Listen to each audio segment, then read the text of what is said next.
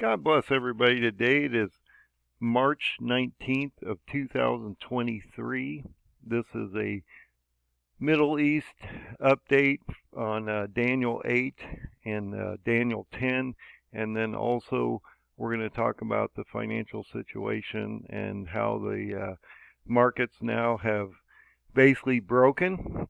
The banking system is in pure shambles, and we're going to start to see a lot of acquisitions and mergers and bankruptcies and different things through the banking system as they start to cannibalize us down. And I believe over time, just as Switzerland is doing, they're going to nationalize these banks, and the privatization of banks won't be out there anymore, and so the governments will own the banks. They'll basically own everything here before we go too much further down this road. Anyway, let's look at what's happening. There's a lot going on. I believe that this next, within 3 days, things are going to start to pop, and so I just wanted to go over some of these articles so that you understand what might be coming up ahead of us in the next month or so. Israel and Palestine officials are meeting for a pre-Ramadan push for calm. Now, I believe this is extremely important because Ramadan runs through March 22nd through April 21st. Of 2023, and I believe this could be a major uptick month or 30-day gap of potential strikes on Israel from Hamas and Hezbollah and a number of these different groups from West Bank. You've got potentially attacks from Lebanon, Palestine, all these different areas that potentially could affect Israel. They haven't really done a major push against Israel yet. They've just done a number of small attacks, missile launches, and different things like that. So I've been waiting for a fairly large attack through Hamas, Hezbollah, Palestinian Authority, different groups that might actually attack Israel. And in this article, they're having a meeting, pre-Ramadan meeting, push for calm, because they are also concerned that this could really become a problem. And so as we move forward, we need to watch what potentially could happen between March 22nd and April 21st as we move into this month of Ramadan, this Muslim holiday. I'm sorry I haven't been on much lately to be able to do these updates. I've got a lot on my plate right now, so I'm trying to clean up some of that, and we've got taxes and a number of things going on right now. So I'm trying to keep you updated as best I can. I always look at prophecy, and then I try to match it up with what's going on out here. I still say that if you go to January 3rd, this is when this started to ramp up. By the time we hit the 24th, things are really starting to pop of January, and I've talked about those dates many, many times and why I believe they're important. That you find these in Daniel 10. It explains what's coming, and that we would see Israel have to deal with this initially, and then we would see Turkey come in over time.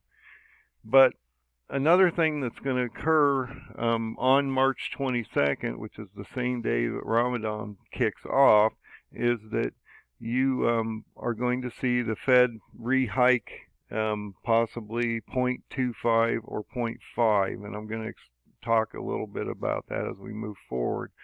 What I had been talking about in some of my recent videos is that when we get to this 100 basis point inversion between the 2 and the 10, this would possibly break. And I even mentioned this to a banker about a year ago, and I said, look, if these inversions go crazy, because we were already in the inversions at that moment, that if they go past 100 point, which is historically something we never have seen before. We've never seen these kind of gappings. That you would see devastation in the markets, and the markets would potentially break. This is just unheard of, and so we did see this happen. And what happened? The markets broke, and so now we're watching bank failures out here. So this started around March 8th, and then it's moving into today. So within the last couple of weeks, the stories really started to accelerate, and God tells us that this stuff's going to accelerate.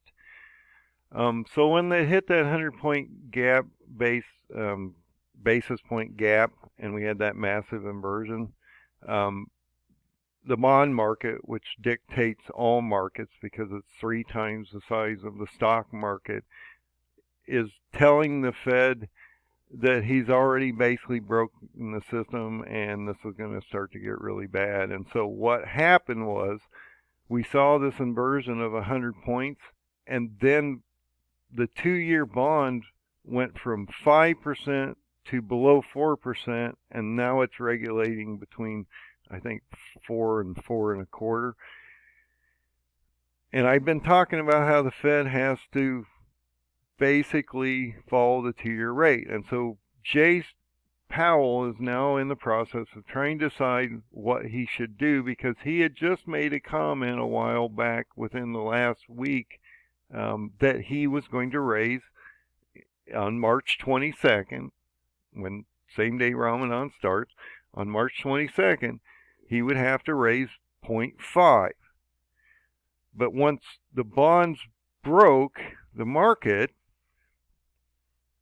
all these bonds fell in value, and now the banks are underwater because they had purchased these bonds at a different rate, and now they're underwater with all these bonds that they had purchased because the bond market's fallen out. And so this is a real problem, and I keep saying, well, okay, so he just recently indicated he's going to go 0.5, and now he may have to not necessarily pivot, but slow down and go 0.25, or some people are talking that he might not go anything because now the banking system's starting to collapse. We just had 3 banks collapse within the last week, and as we move forward, we are going to see potentially, now this is systemic, okay? They're going to tell you it's not systemic and that it's not within the whole system, okay? But it is in the whole system, and it's causing all the regional smaller banks to cause them have problems, because what is happening is, as these banks start to become insolvent, people are starting to move their money from the smaller banks because they feel they have risk there, and moving it to the 4 major larger banks, which is causing runs on the banks. And you may not see lines out here of people standing in line getting their money out. They're transferring money to different banks through these systems that we have today. So it's not the same pictures that you would see if you'd have seen this back in the 80s or in the 70s or even in 2000. You didn't have this capacity to move money. So the banks, we potentially could see another 186 regional banks fail, just as we've seen Silicon and these other 2 banks fail. This could be a contagion issue, and fear will set in. People will start to take their money out. This would cause bank runs. There's no liquidity of literal cash in the system. And what I mean by that is, everybody thinks there's trillions and trillions of dollars of paper cash in the system. That is not true. It's all digital money anymore. When you go in and put deposit in the bank, that gets turned into digital assets, because that money gets then transferred to the reserves and things so that they can buy bonds, and that's how they make money, is the banks loan your money out so that they can make money, but they putting these into risky assets, and that's why they're having trouble, because when the bonds fell out, they became underwater immediately for billions of dollars of bonds. And then think about this, the Fed has bought up $9 trillion on their balance sheet of mortgage securities and bonds and all kinds of different things that they can't unload now because they're underwater also. And so if you look at the chart of the Fed, so one good indication of we're in trouble is that if you look at the discount window of borrowing, this is the banks borrowing money from the Fed. They just went in, I think it's actually about 164 billion within a matter of days. This was the Lehman crash in 2008, the financial crash. Remember that? Most people don't because they don't remember history.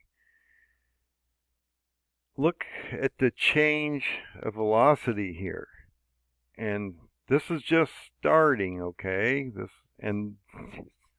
This is bad. So look at the time frame that it occurred back here. This could gap out much wider and be a longer, longer durational event. And so the banks are being bad players here, and then the government's indicated that they're basically going to bail them out endlessly. I don't know how they're going to be able to do this, and I truly believe they're trying to reset us to a digital currency within the next possibly few months, and we're going to see what happens as this plays out, because Jerome Powell with the Fed has to make a decision on March 22nd on what he's going to do. Now, he should, based on the bonds falling out, and he's chasing the 2-year bond, but he keeps talking about inflation, so he's fighting inflation. But the 2-year bond dictates the markets, and so he's in a rock and a hard place, because he can't pivot to zero, or that will shock the market, because that would be a pivot or a pause, I guess, in a lot of ways. If he goes 0.5, that will send the markets into a negative zone, because they will know that he's going to, even though the bond markets have crashed and we're having all these issues, that he's going to continue this hiking, hawkish raising of rates that he just indicated within a few days ago that he was going to go 0.5. So now he has to make a decision within a few days here on whether he's going to actually pivot back the other way. And so now it looks like a confidence issue, because he's not getting his way. Employment's not coming down, people are being employed. There's no unemployment occurring, so employment numbers are still good. So that's not working for him. He's not gaining any real traction on inflation, even though he's pushed these rates up, 4.5% in the last 6 months.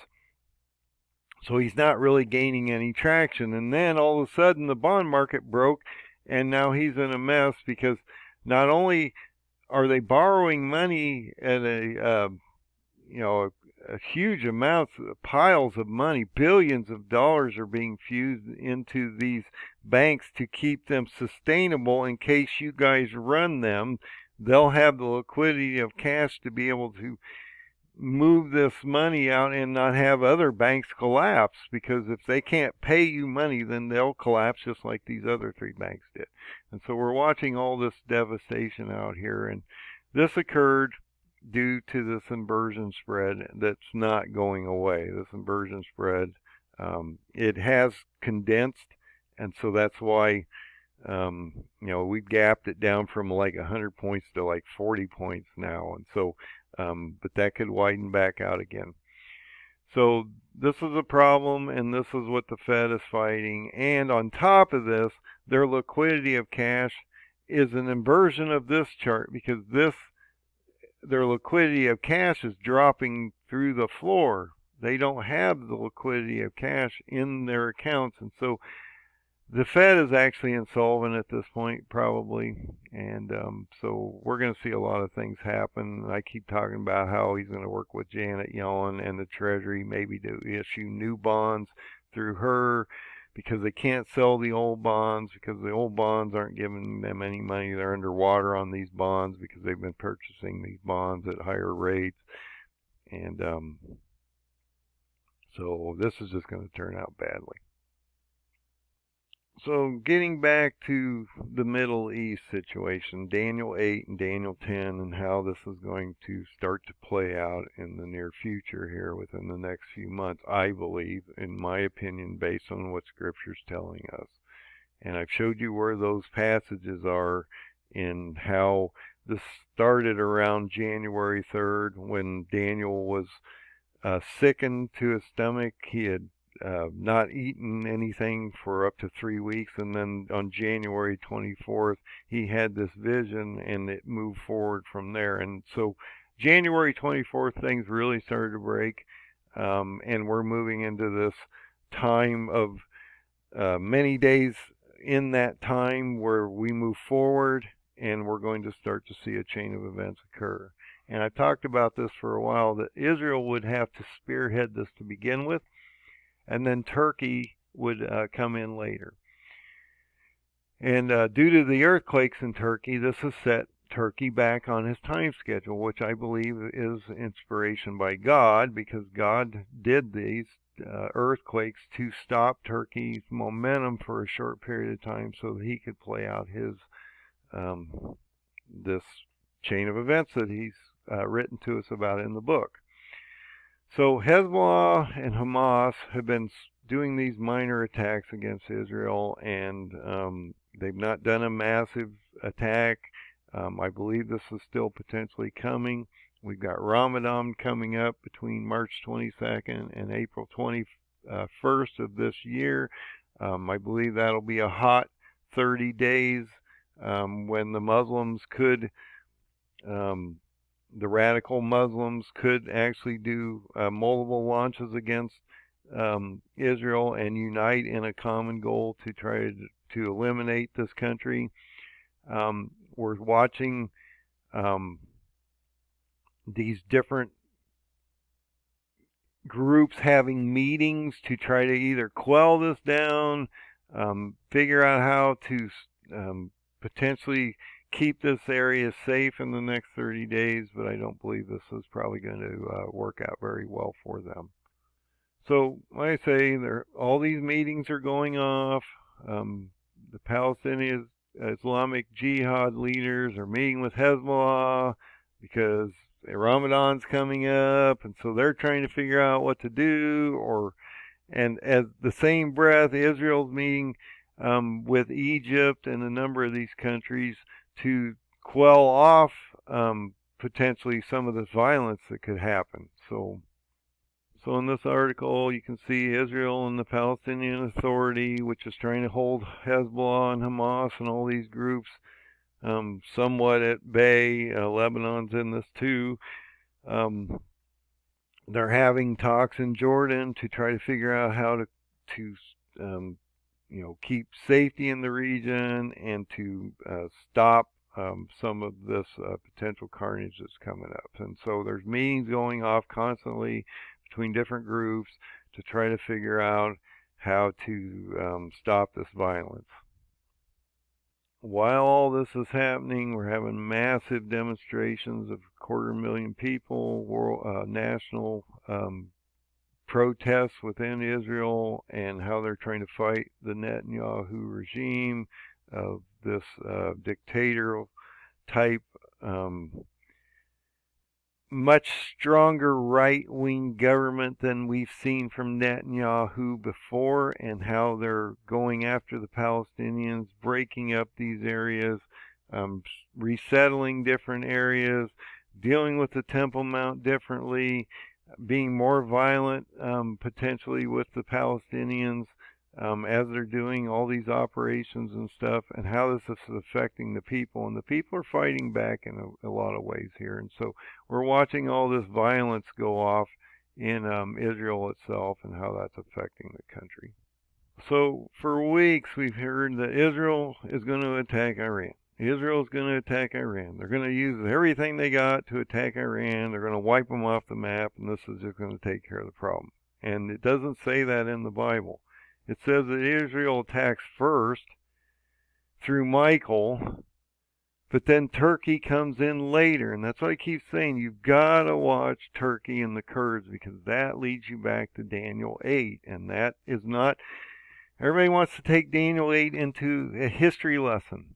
And no one's talking about Daniel 8. I'm still trying to figure out why we don't see this Kurdish angle with Turkey and how that's going to affect Israel over time, and how it clearly tells you this is a latter-day event and that Israel is going to start this process. Hezbollah and Hamas and these groups are going to keep attacking them. They're not going to be able to deal with this situation, and Turkey's going to be the peacekeeper, and they're going to negotiate a terrible contract with Turkey that's going to then come back on them 180, and Turkey's going to attack them possibly by the end of this year, around October. And I know I keep bringing up this paradigm, but I believe we're in the paradigm. I believe this paradigm matters. And I believe that when we saw this event start to occur on the 3rd, work through the 24th, as Daniel 8 indicates, 24th month of the first, or 24th day of the first month, we were going to start to see an acceleration of this, that we are now into March 19th, and we're starting to see Iran potentially get a nuclear weapon, and Turkey is going to do something really interesting here, I believe. So Turkey just had these massive earthquakes that dropped him back in the system. He can't do anything until he cleans up a little of this mess, and he has an election cycle coming up. I do not believe, based on prophecy, that Erdogan will be ousted. He will get reelected based on prophecy. He will be the leader that goes against Israel. He is the white horseman of Revelation. He's not a history. Look, the white horseman is not Antichrist. It's not Jesus, and it's not a history lesson. When you get into those seals, you are talking about today, latter-day events. He clearly tells you these are latter-day events, and that the white horseman cannot be, the first seal cannot be Jesus, Antichrist, or anything else other than a potential leader that's going to bring a quarter of the world, the Middle East, into war. Now, is 2 billion people going to die in this war? I don't know. It doesn't say that 2 billion people are going to die in this war. It just says that a quarter of the planet is going to be placed into war. And this guy is the white horseman. Okay? He's Erdogan. He's going to rebuild the caliphate against the Christians and the Jews. And he's going to bring 10 nations against Israel once he removes Iran from the picture and absorbs them into this Ezekiel effect that's coming up after Daniel 8. And so you're going to see Daniel 8 play out first. Then you're going to morph this into a Ezekiel 38-39 attack against Israel, led by Turkey and not Russia. This is not a Russian communist thing. And Russia's working with Iran, so they're not in a good position as Erdogan's getting ready to invade through Operation Claw Sword. And I believe this is where it's going to get real interesting, because now the Pro-Kurdish party is backing the main guy that's running against Erdogan. And Erdogan's going to destroy him not only in the election, but after this election, he's going to destroy the Kurds, because this is going to make him mad. He doesn't like the Kurds. He thinks they're terrorist groups. And now they're running against him in a general election. Do you not think this is going to go over well in a dictatorial regime? This is going to infuriate him. And he is going to lash out, and he's going to invade Syria and Iraq, and that's going to push those Kurdish people down southeast towards Baghdad and Shush. This is going to force them to align with Iran, and this is then going to devastate this country. And I believe this is going to potentially happen right after the election. He's going to start this drive into Syria and Iraq. This won't be just a normal event. This will be a shock and awe event like we did back in Desert Storm. He's got everything set up. He's ready to go. He's been bombing these front lines for a while. He's still bombing them even though they've had these earthquake events. The Syrian map hasn't changed. He's still lighting up certain areas with artillery and all. So this hasn't gone away in his mind. And he's an ideologically driven dictator. He is going to rebuild this Ottoman footprint just as Putin's rebuilding the communist footprint. So these guys, and I'm sorry to say it, these guys that are saying that this is a Russian event and that Russia is going to take over the Middle East while they're entrenched in Ukraine are just insanely crazy to think that he has the ability to spread himself thin like Hitler did in World War II and end up in a really bad place on all fronts. It's just not going to happen. Erdogan has a ideological plan that he's been putting out for 15 to 20 years on how he's going to do this by 23. The end of 23, he's going to rebuild this caliphate. Putin has the same ideological driven thing, and he's going to push into all these countries to rebuild that communist footprint. There's no difference here in the ideologically driven motivation of these two leaders. And they're telling you what they're going to do. So if you haven't been listening to them and you don't believe them, I guess if they say it, we shouldn't believe them, I guess, because they've been telling us for a while. Both Russia and Turkey have both been telling us for 20 years this is going to happen. Have we listened to them? No. We pushed against them, and now they're pushing back, and now it's going to just be a real mess. God bless everybody. I believe that by 4th of July, this is really going to break. The banks potentially could start to break. You could see runs on these banks. You could see a potential cryptocurrency come in around July, because if Jerome has to keep raising rates, because the 2-year bond's fluctuating up and down and all this stuff, we have to watch the 2-year bond. We have to discern what's going to happen. Inflation's 2 to 3 times what they're reporting, and so they're fighting full inflation. That's what they keep telling us, and by doing that, they're going to put a lot of pain in the unemployment market here soon. A lot of people are going to be losing their jobs because all this pain is forcing the banks and everything to tighten their grip on credit and all these things, so they're not lending out to corporations and different things like that, and so people aren't going to be able to access money easily. And we're in a credit debit system which requires us to have credit and debit lines to spend money to keep growth moving in the country, which is not happening. We're contracting, and so this isn't working on any level for the Fed. And so this is just going to end up probably in a bad place, and it tells us it is. Somebody asked me how bad it was going to get the other day, and I don't want to sugarcoat this stuff. I'm trying to be as honest with you as I possibly can in where we're heading. It tells you it will be the worst time on the planet in the history of man in combined history. It'll be worse than all other times combined. And that when Satan comes down, and he's not here yet, you'll know when he gets here. I'll guarantee it, because we'll start to see the treaties and stuff signed once after we get this devastation of Erdogan going on and we see them, Turkey fall as a nation. We will see that rise of Antichrist around the spring of 24. And you can see that on my paradigm that I put together. So I've shown you how this all works, how all the different dates that Daniel talks about, the different days affect us, how this 2300 days works back from the Feast of Tabernacles of 27, how we're in this phase right here between Daniel 8 and Ezekiel 38 and 39, and how once we see Turkey devastated on the 6th seal, because Erdogan's the first seal, he's the white horseman, that we would start to see the trumpets hit, and then him rise as the pit opens on the fifth trumpet. He rises on the sixth trumpet. And that's why I don't care who you are out here. He's not the Antichrist is not the white horseman. He can't be. It's impossible.